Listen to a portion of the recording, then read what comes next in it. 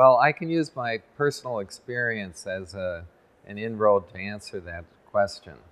I taught, after receiving the PhD, I taught for 15 years, mostly in the United States, back in the 20th century.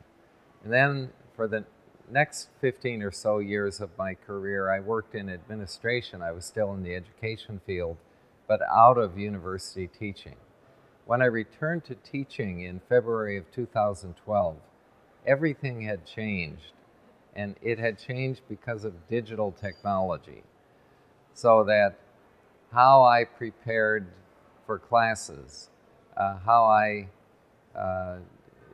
did my research, where I found materials. The library was no longer the physical library, but the digital library. Everything had changed rather dramatically. So at SUNY Korea, much like other institutions, in introducing the current uses, most productive and best practices for using ICT, we faced, I think the major problem is that every individual on our faculty is somewhere on a continuum when it comes to an understanding of digital technology. For example, being able to sit down and record a video lecture for use in a flipped classroom setting. Some of the faculty would be familiar with Camtasia or other software packages required to record that. Others might need help in training. So this, I think, the training and the preparation of individual faculty and staff is the biggest hurdle, and that is an ongoing process. But we've addressed that with our university-wide flipped learning initiative. And I should mention here that SUNY Korea is only about six years old since we admitted the first cohort of graduate and undergraduate students.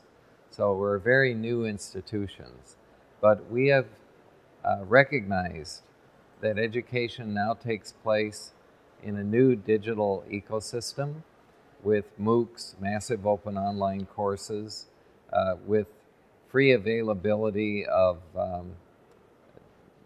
what used to be textbooks in a library are now available over the internet, and I could go on and on. It's a totally digital environment. So we've opened up a dialogue among the faculty to talk about what we're terming flipped learning. A flipped learning is a buzzword, very flipped learning or flipped classroom. But what we're really doing is taking a broad approach to what should pedagogy for the 21st century look like. And we've had some very interesting sessions and discussions, and I'm hopeful that at SUNY Korea, because we're not bound by the old Oxford, Cambridge, or Ivy League rules of how you build a university back in the 20th century, that we can really incorporate ICT effectively into all aspects of our education.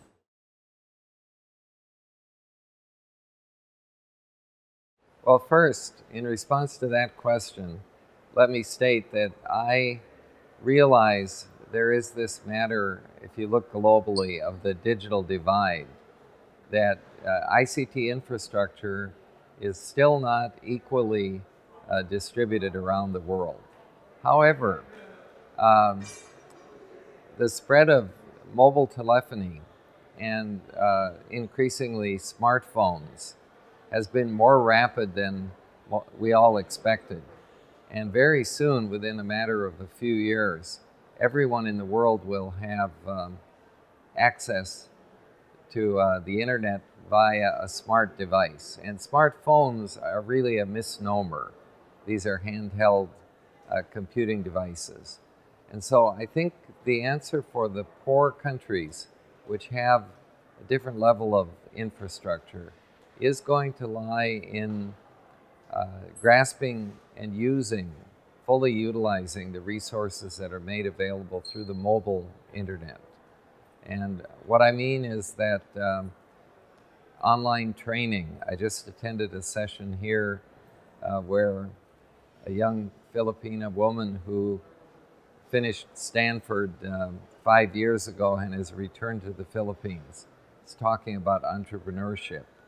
And the availability of training for ICT-related skills is something that anyone in the world, just given a signal with access to the internet and a smartphone, could learn to program in Python, or could learn management, or could learn about entrepreneurship and so forth. So I think that the opportunities and the whole ecosystem is going to change the nature of the opportunities for the people in the poorest of the poor countries.